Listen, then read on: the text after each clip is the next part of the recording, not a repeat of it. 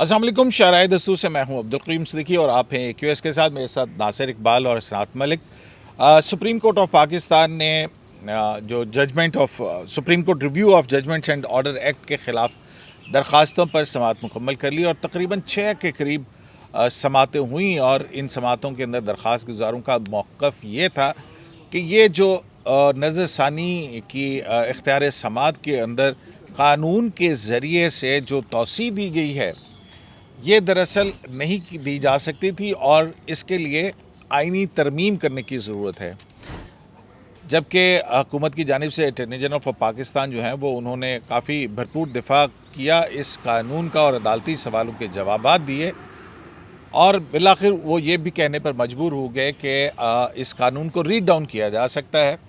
और read down का मतलब ये है कि कानून को बचाया जाए, लेकिन जो कुछ चीज़ें हैं उनको जो है वो अदालत इस तरह से इंटरप्रेट करे कि कानून भी बच जाए और जो मंशा है इस कानून का पूरा भी हो जाए, लेकिन कुछ मखसूस हदूद व क़यूद जो हैं वो कर दी जाए। और उसमें पहले ही अटॉर्नी जनरल जो हैं वो इस बात पर एग्री हो चुके हैं कि ये अपील की ज़रूरत में जो रिव्यू हो उसमें फ़ैसला देने वाले जज साहिबान शामिल हो और लार्जर बेंच बन जाए। तो नाज़िर साहब, आज की जो अदालती कार्रवाई आज अगर आप समेटें तो आपको क्या लगेगा कि दरख्वास्त गुजारों का पलड़ा भारी नज़र आया आपको, या अटॉर्नी जनरल मंसूर अवान जो हैं वो कामयाब हुए कुछ अदालत को कन्विंस करने पर, मुनीब अख्तर साहब को और चीफ जस्टिस को? शुक्रिया कयूम साहब। मेरे ख़्याल में तो जो दरख्वास्त गुज़ार हैं उनका पलड़ा मेरे ख़्याल में भारी था। वैसे तो अटॉर्नी जनरल साहब, यानी आप कह रहे हैं बैरिस्टर अली ज़फ़र, वर्दिक साहब और कौन से एक और तीसरे कौन से हैं? मोयुद्दीन। हाँ, महिउद्दीन मेरा साहब। ख्याल है आपको कि उनका बेंच का पलड़ा भारी रहा है। लो जी, वो कह रहे हैं कि 3 जजों का पलड़ा भारी रहा है। तो लेकिन एक्सेप्ट तो पटिशन होनी है ना। तो वो बेसिकली दो जो है ना, वर्दिक साहब और मोयुद्दीन, उन्होंने तो अडॉप्ट किए अली ज़फ़र की आर्गूमेंट्स को। जी अटर्नी, इसमें आज की एक ऑब्जर्वेशन बड़ी इंपॉर्टेंट है। ऑब्जर्वेशन नहीं है, बेसिकली एक इलेक्शन कमीशन ऑफ पाकिस्तान की तरफ से सजील सवाती साहब, शहरियार सवाती साहब आए थे और वो बोलना चाह रहे थे। तो सुप्रीम कोर्ट ने एक छोटी सी ऑब्जर्वेशन दी। उन्होंने कहा पहली बात तो आप तो पार्टी नहीं है, दूसरी बात है कि आपको हम मेहमान के तौर पर बुलाते रहे। हाँ, हमारे मेहमान के तौर पे बुलाते रहे। दूसरा, उन्होंने कहा कि जो आपकी रिव्यू है वो हम सुनेंगे इन द लाइट ऑफ जो डिसीजन इस केस में होगा ना, हम उसकी लाइट में आपको सुनेंगे। अच्छा, आप समझ रहे हैं ना कि अगर तो उन्होंने इसको स्ट्राइक डाउन कर दिया तो हो सकता है रिव्यू भी शायद ना सुने, और अगर उन्होंने एक्सेप्ट किया तो शायद रिव्यू फिर लार्जर बेंच बनेगा या वो जो भी चक्कर है वो सिलसिला वो तो होगा। पहले दिन ही उन्होंने कहा था। लेकिन अटॉर्नी जनरल साहब ने आज एक बात की थी कि ये इंडिपेंडेंस ऑफ जुडिशरी के ख़िलाफ़ नहीं है, रादर ये आर्टिकल 10A में जो फेयर ट्रायल वाली बात है ना उसको इन्हेंस करता है। तो जो अप्रीहेंशन पटिशनर कर रहे हैं ना कि ये इसके ख़िलाफ़ है, ये मतलब ये बिल्कुल गलत है।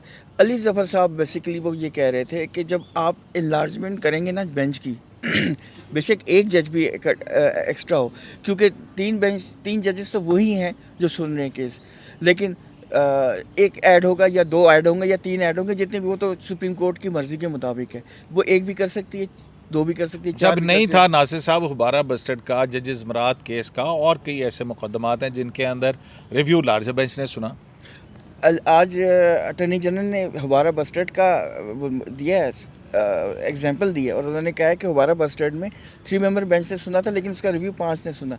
लेकिन अली ज़फ़र साहब की एक बात थी, उन्होंने कहा कि जब होगी ना 5 लार्जर बेंच सुनेगा तो ये री हियरिंग होगी, क्योंकि जो 2 जज या 1 जज या जो भी नए जज आएंगे उनको तो केस का नहीं पता, तो वो फैक्ट्स दोबारा से सुने तो फिर जाएंगे। साकिब निसार साहब की बेंच ने जो 5 रुकनी बेंच था, ज़ाहिर है उसमें नए जज अगर ऐड होंगे तो नासिर साहब उनको तो नहीं पता कि पहले क्या हो चुका है, तो इसलिए वो उसको री हियरिंग ही होगी ना। बिल्कुल, तो वो यही अली ज़फ़र साहब का यही कहना था। लेकिन कयूम साहब, आपको पता है, आप मुझसे ज़्यादा समझते हैं और जानते भी हैं, और आपके वो दोस्त भी हैं, हुबारा बस्टर्ड की जो रिव्यू थी उसके ऊपर बातें कुछ और थी, बातें कुछ और। वो आपने कह रहे थे ना, वो पिछली दफ़ा आपने अपने एक प्रोग्राम में ये कहा था कि कुछ अधूरे रह गए कुछ मामलात।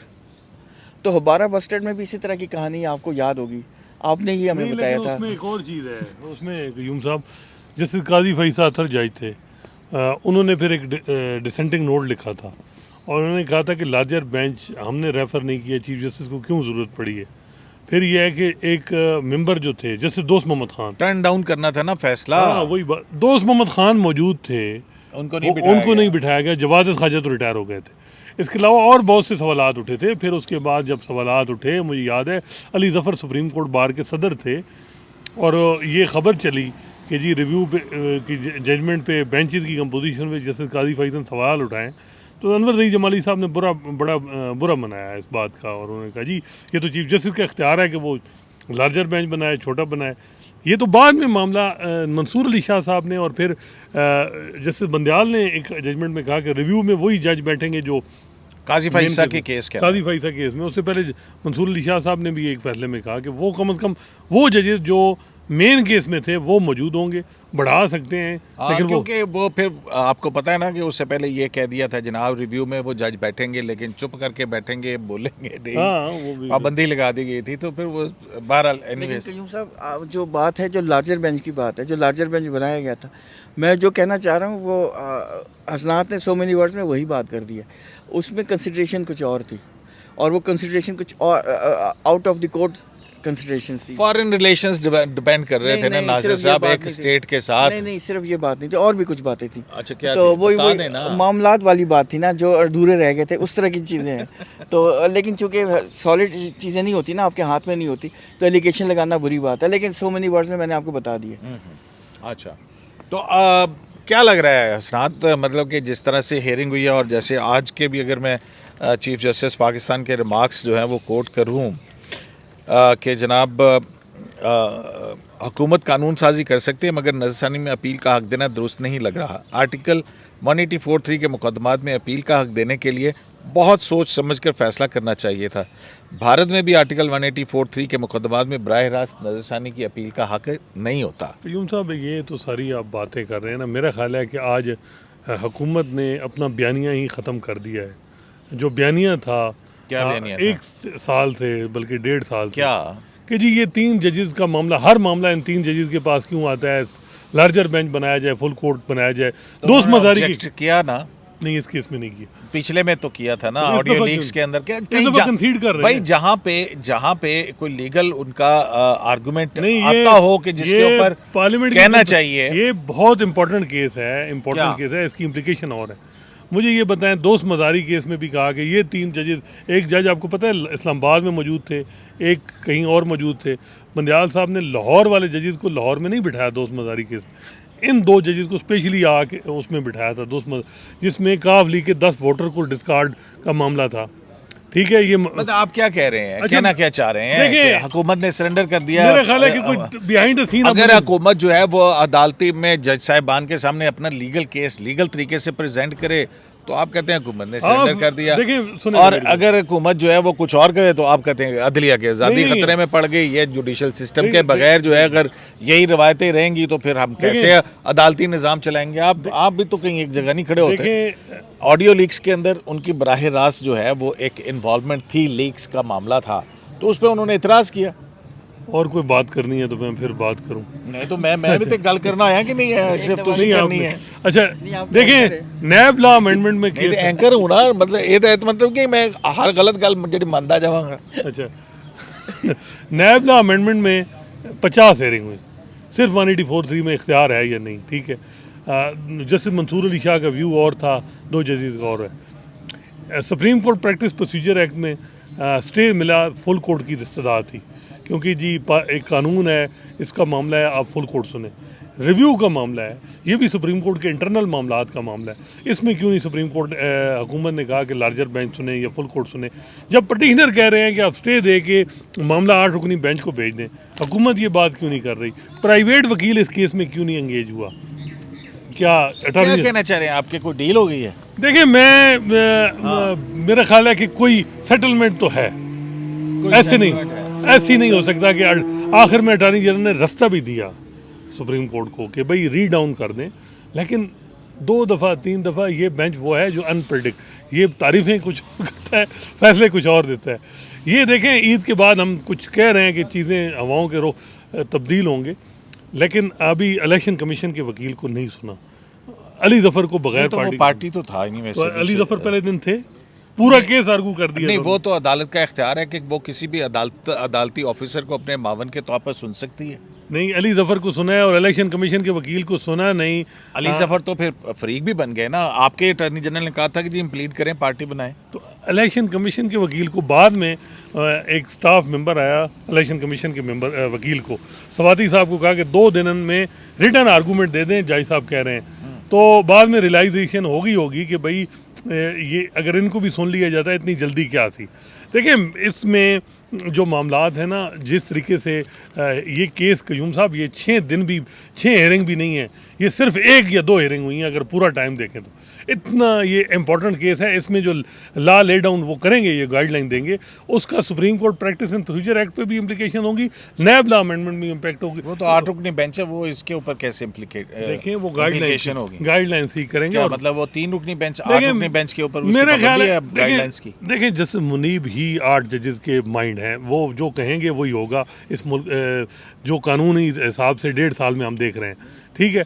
और इसमें जस्टिस मुनीब अगर वो कह देते हैं कि पार्लियामेंट का इख्तियार नहीं है, 2/3 से ही कॉन्स्टिट्यूशन अमेंडमेंट करनी है, रिव्यू में नहीं है, तो क्या प्रैक्टिस एंड प्रोसीजर में अलाउ करेंगे अपील? नहीं, देखें मेरी बात सुने। बात ये है कि प्रैक्टिस एंड प्रोसीजर और इसका जो है, अगर नासिर साहब देखा जाए कि मतलब ये तो मेरी और आपकी अप्रीहेंशन है ना, जाहिर है जो मामलात आईनी तौर की होने चाहिए, नासिर साहब से पूछें आइन क्या में तरमीम के जरिए होने चाहिए, वो आइन में तरमीम के जरिए हो सकते हैं। नासिर साहब से ये पूछें कि क्या हुकूमत ने इस तरीके से इस केस को, इस कानून को, नासिर साहब इस कानून को हुकूमत ने सही तरीके से क्यों नहीं डिफेंड किया? आपके दोस्त मंसूर अवान साहब ने नहीं, और शाह साहब का ये एतराज आप है। सबके दोस्त हैं, लेकिन नहीं कयूम साहब, मेरा इसमें एक अपना पॉइंट ऑफ व्यू है जो मैं पहले भी बोल चुका हूँ, वही मैं रिपीट कर देता हूँ।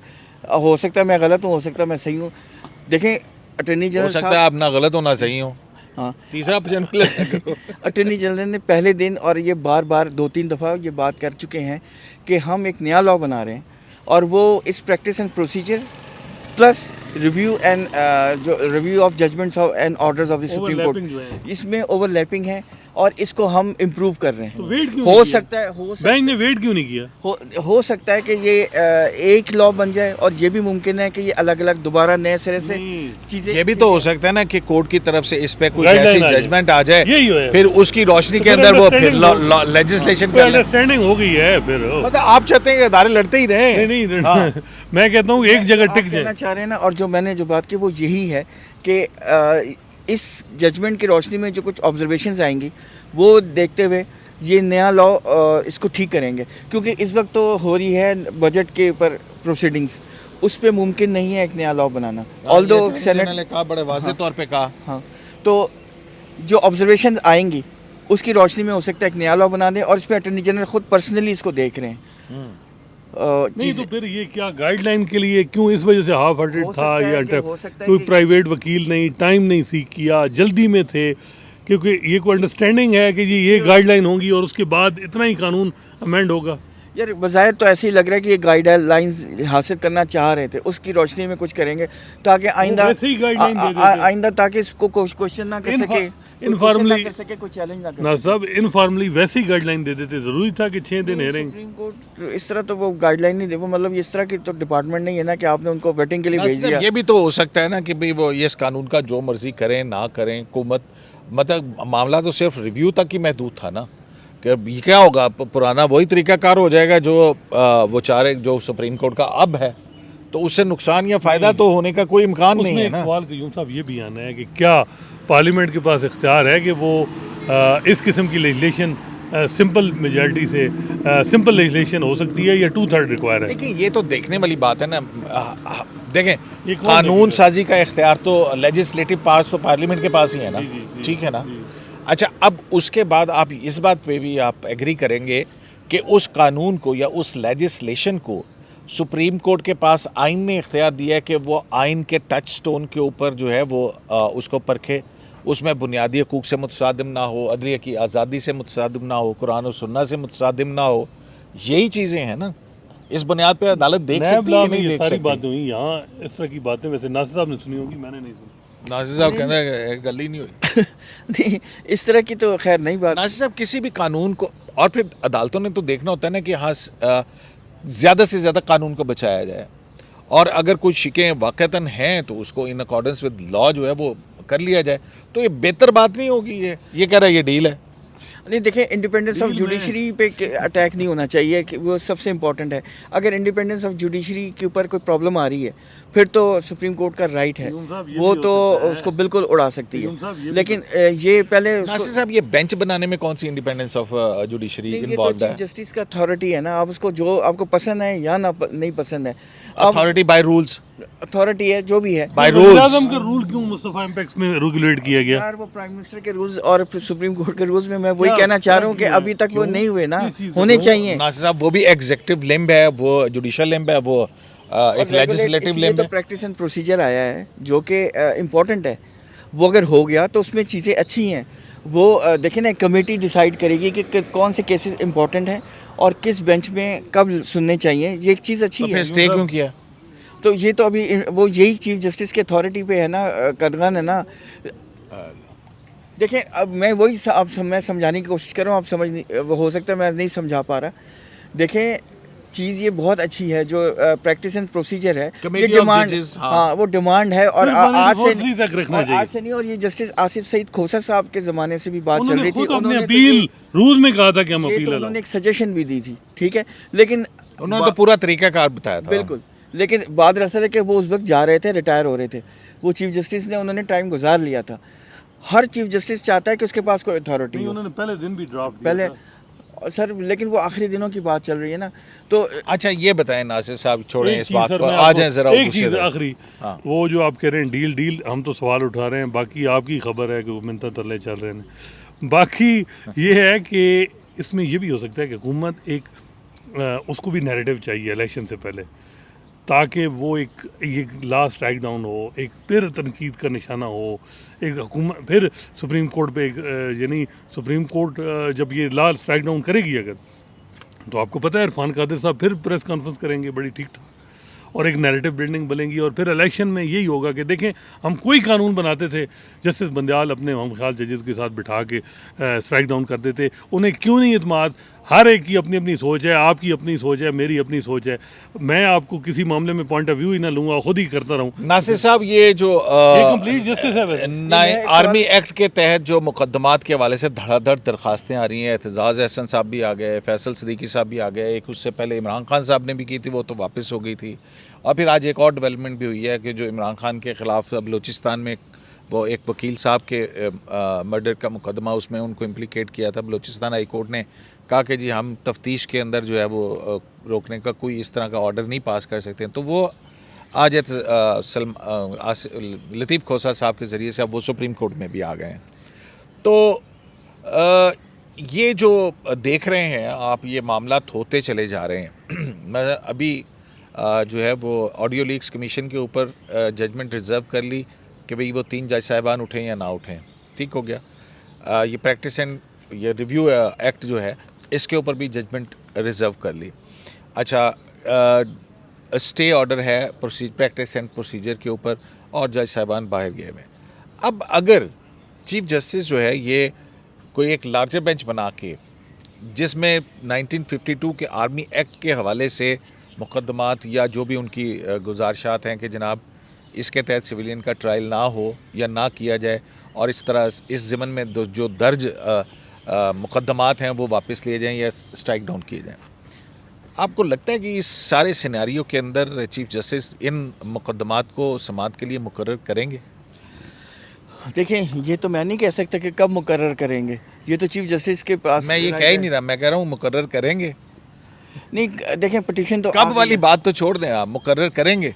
देखें, अभी तो पिटीशन फाइल हो गई ना, हो सकता है अब ये वापस हो जाए रजिस्ट्रार की तरफ से। नंबर 1 का भी नहीं लगा, पिटीशन कोई भी एंटरटेन नहीं हुई, बल्कि इमरान खान वाली वापस इतलात हो ये गई। है कि हामिद खान साहब कोई नाराज़ भी हैं कि यार 14 दिन रख के तो फिर वापस कर देती ने, है। मतलब पहले दिन ही कर देते। तो वो आपको तो पता है, हमने कह दिया था कि यार इसमें मल्टीपल प्रेयर्स हैं, वो किसके ऊपर वो तो आपको पता है सारी सियासी पिटीशन थी।